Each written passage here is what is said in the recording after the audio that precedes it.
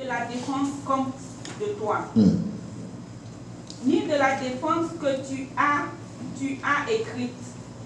Et il fait sa prière 3 fois le jour. Amen. Amen. J'ai dit, la crainte de Dieu implique l'acceptation de l'autorité souveraine de Dieu. Le désir de faire sa volonté en toutes choses. Ici, nous voyons l'histoire de Daniel à Babylone. Normalement, Daniel craignait Dieu. Alléluia. Mais comme il appartenait à un peuple, il vivait au milieu d'un peuple qui ne craignait pas Dieu.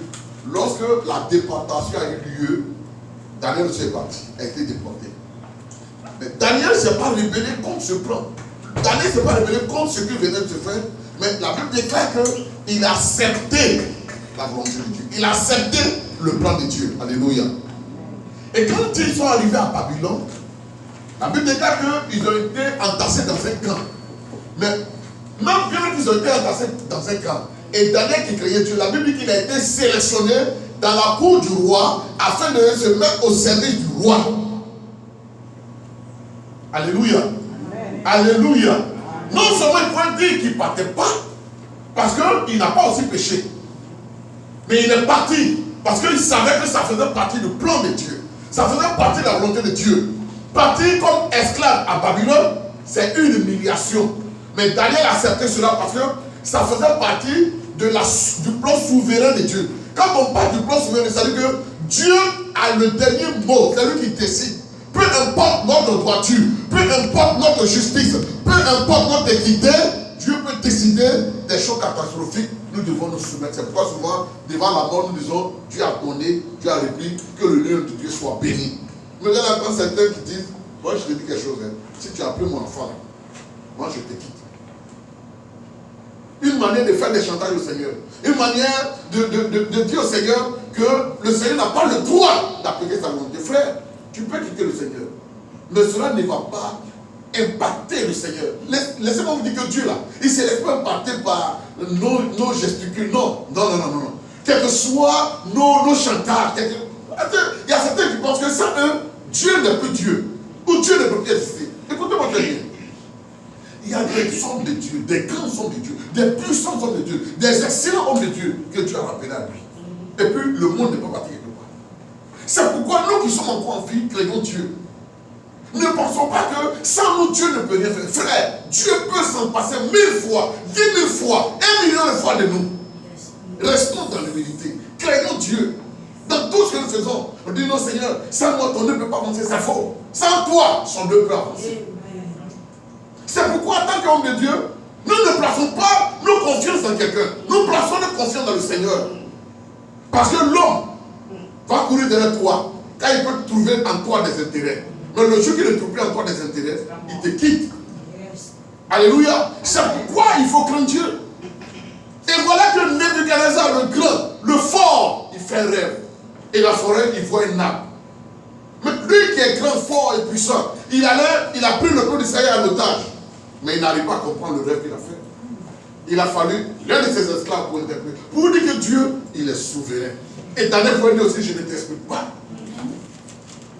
Alléluia.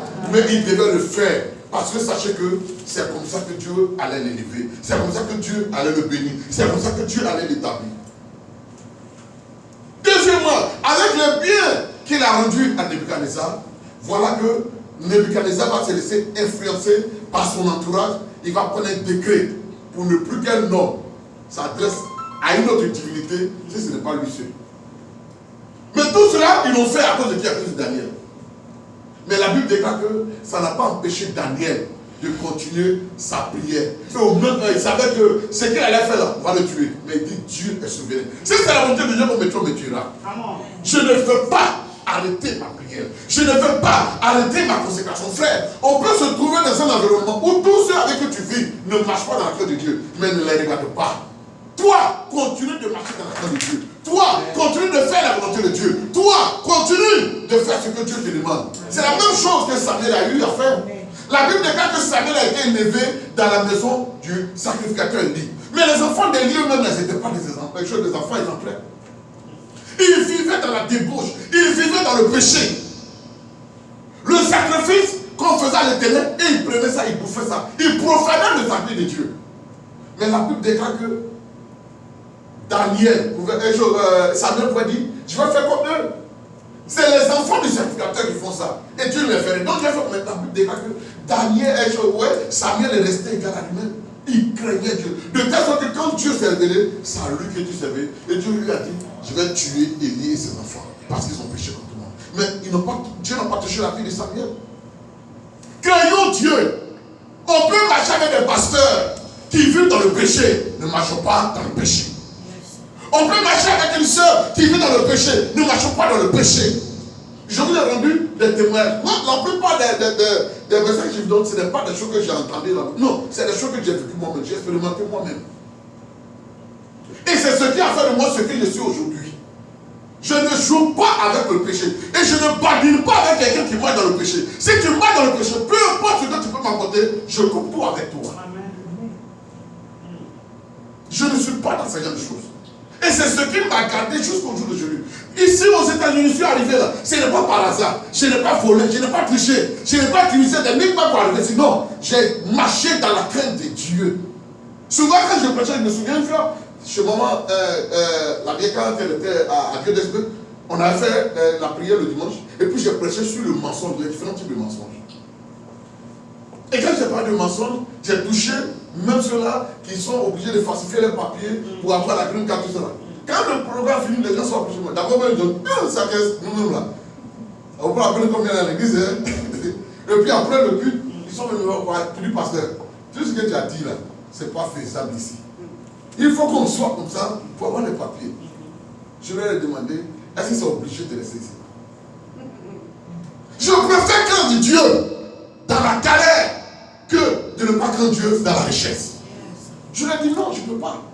Donc à chaque fois que mon fils arrivait à l'expiation, je sortais. Quand je dois venir, je viens. Quand il doit sortir, il sortait.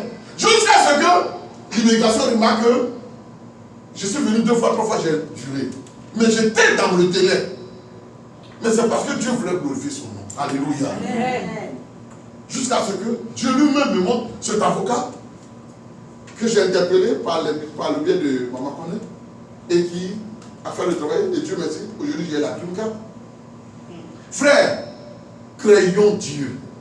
Dans le service, craignons Dieu. C'est Dieu que nous servons. Ce n'est pas nous que nous servons. Et c'est la volonté de Dieu que nous devons faire. Faisons la volonté de Dieu. Alléluia. Alléluia. Amen. Je vous l'ai dit et je continue de le dire. Parce que c'est ça qui me cadre. Je n'ai jamais menti. La dernière fois, j'étais avec la vieille. Quand on est allé au mariage des mains, la maman, je sais qu'on appelle ça. Je me rappelle son nom. Maman Yobé, c'était plus, je dis à ma femme, voilà la maman par qui tu es passé pour parler. Une maman qui n'avait jamais prophétisé. Mais quand j'ai mis les pieds ici, elle est venue. Parce qu'elle disait aux gens, il y a reçu un homme de Dieu. Donc elle est venue pour qu'on puisse prier. Et on priait, on priait. Et puis elle m'a dit, pasteur, je suis venu à la maison, chez moi à la maison, j'ai parlé dans une langue que je ne comprenais pas. Je ne sais pas qu'est-ce que je disais, on va prier, on va voir. Et Dieu n'a pas prié, prié. Ah, ça va sortir. Je suis l'Éternel ton Dieu. C'est moi qui t'envoie dans ce pays. Ne fais pas comme ceux qui habitent ce pays.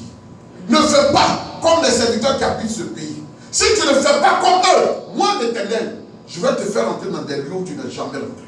Amen. Dieu m'a dit ça. Dans la bouche de cette femme-là. Et quand Dieu m'a dit ça, depuis ce jour-là, frère, quand je marche sur la pointe de mes pieds. On dit à tel programme ici, pasteur, on n'entend pas tout, on veut que tu... Je dis non, attendez, je ne vois pas encore clair. Pour dire que je m'associe à quelqu'un. Non, je ne peux pas. Pourquoi? Parce qu'une fois je suis parti en France et j'ai prêché dans une église. Et puis il y a un homme de Dieu, une servante de Dieu qui s'est approchée de moi et m'a dit, pasteur, tu vois que tu viens dans ton programme parce que j'ai regardé sur Facebook et j'ai cherché à avoir des amis sur Facebook. Et j'ai vu qu'il y a des gens ici, au niveau de la France, tu ne coopères pas avec eux. Parce que nous, on a juré qu'il y a des hommes de Dieu ici, si vous coopérez avec eux là, on ne vous suivra pas parce qu'on se dit que vous êtes les mêmes. Ici, le nom des hommes de Dieu sont gâtés. Frère, il faut savoir marcher avec les gens. Ça, j'ai choisi les gens avec qui tu marches. Quand quelqu'un vit dans le péché, éloigne-toi de cette personne. La Bible dit que les mauvaises compagnies corrompent les bonnes mœurs. Alléluia. Amen. Alléluia. Amen. Alléluia. Amen. C'est pourquoi si vous voyez sur Facebook, parmi sur ma page Facebook, je n'ai pas trop d'amis. Tous les ans, j'enlève les gens. Quand je vois que tu n'aimes pas, je t'enlève. Il y a des prédicateurs, il y a des prédicateurs, des hommes de Dieu. Je ne veux même pas parler avec eux, échanger avec eux, parce qu'ils n'ont pas une bonne témoignage, ils n'ont pas une bonne réputation. Et je ne veux pas être ami avec ces personnes. Aujourd'hui, la Bible dit que c'est-il un homme de gagner le bon s'il perd son âme. Frère, pour la crainte de Dieu, tu n'es pas obligé d'être ami avec tout le monde. Pour la crainte de Dieu, tu n'es pas obligé d'être avec tout le monde. Aujourd'hui, on veut que les gens disent notre bon nom. On n'a qu'à dire mon bon nom. Le type il est dans le péché, tu ne vas pas dire qu'il est dans le péché, tu vas casser son péché, on n'a qu'à dire ton bon nom. On va te faire une bonne offrande, on va te donner des gages. Frère, à la fin, tu vas vomir ça. Dis la vérité. S'il doit partir, il n'a qu'à partir. Prêche le plein d'évangile. S'il doit partir, il doit partir. Mais s'il reste, c'est que la parole va changer sa vie. Alléluia. C'est pourquoi je voudrais vraiment vous exhorter aujourd'hui à la crainte de Dieu. Servons Dieu. Premièrement, en étant des hommes capables. Deuxièmement, en étant des hommes qui le craignent. Craignons Dieu dans toute notre vie, dans le public comme dans le privé. Éloignons-nous du mensonge. Éloignons-nous du vol. Éloignons-nous de la duplicité. Éloignons-nous de la falsification. Éloignons-nous de tout ce qui ne nous pas Dieu. Tout ça pour la gloire de Dieu. Parce que je vous dis quelque chose. Quand Dieu bénit, tu es béni. Mais si un homme te bénit, il va te rappeler ça. Et tôt ou tard, quand tu as volé, ce que tu as volé, tôt ou tard, ça va te rattraper. Parce que le diable ne donne pas 5 francs pour rien. Quand il t'a donné 5 francs, sache qu'il va retirer 1 million sur toi après. C'est pourquoi faisons attention. Craignons Dieu dans notre approche. Craignons Dieu dans notre marche. Craignons Dieu dans tout ce que nous faisons. Et alors, nous allons rendre gloire au Seigneur. Parce que la Bible dit que Dieu bénit toujours ceux-là qui le craignent. Que Dieu nous bénisse. Amen. Notre Père qui est dans les cieux, prions ensemble. Merci pour ta parole. Tu nous interpelles en ce jour, Seigneur, à être des hommes et des femmes qui te craignent. À nous éloigner de tout ce qui ne t'honore pas, de tout ce qui ne te glorifie pas. Parce que, Seigneur, avant tout bon service, avant tout service que toi, Éternel, tu vas griller, tu nous demandes d'avoir ta crainte. Seigneur, je t'en supplie, étends ta main. Et fais en sorte que ta crainte soit dans notre cœur. Fais en sorte que tout ce qui peut nous disqualifier, Seigneur, c'est loin de nous. Quand tu as dit en ce jour-là, ils diront, j'ai guéri les malades, j'ai chassé les démons, j'ai fait des miracles en ton nom. Et je leur dirai, je vous ai jamais connu. Vous qui commettez l'iniquité, Seigneur, je ne veux pas que tu me dises cela. C'est pourquoi aide-moi à te craindre. Aide-moi, Seigneur, à faire ta volonté. Aide-moi, Seigneur, à m'éloigner du mal. Aide-moi, Seigneur, à m'éloigner de tout ce qui ne te glorifie pas. Donne la force aussi à mon frère. Donne la force aussi à ma soeur de le faire. Merci, Jésus-Christ. Sois béni. Au nom de Jésus-Christ. Merci, Seigneur Dieu.